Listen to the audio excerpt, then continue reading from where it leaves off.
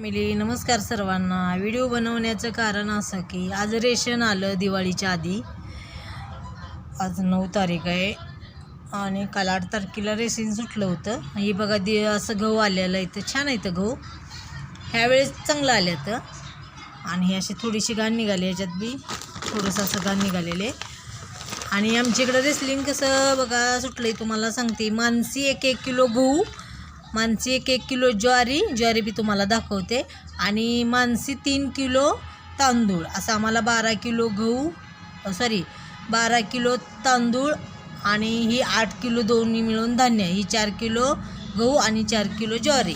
आता ज्वारी बी दाखवते तुम्हाला। हे बघा ज्वारी अशी भेटली, छोटीशी ज्वारी आहे पण छान आहे।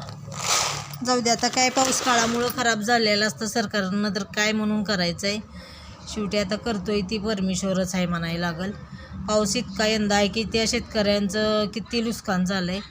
त्यामुळं आत्ता ह्यावेळेस रिसलिंग खूप कमी दिलं आहे लोकांना, पण चला तात्पुरतं का होईना पण थोडंसं इकडचं थोडंसंही मिळून बघतं माणसांचं। चला, माझं काही चुकत असलं तर व्हिडिओमध्ये नक्की सांगा, पण शेतकऱ्याचा हाल खूप आहे। तसं जसं आलं आहे तसं समजून घ्यायला शिका सर्वांनी, आणि काय कुणाला दोष देण्याचा उपयोग नाही। निसर्गाच्या पुढं कुणाचंच काय चालत नाही। व्हिडिओ आवडला तर लाईक आणि शेअर सबस्क्राईब करायला विसरू नका।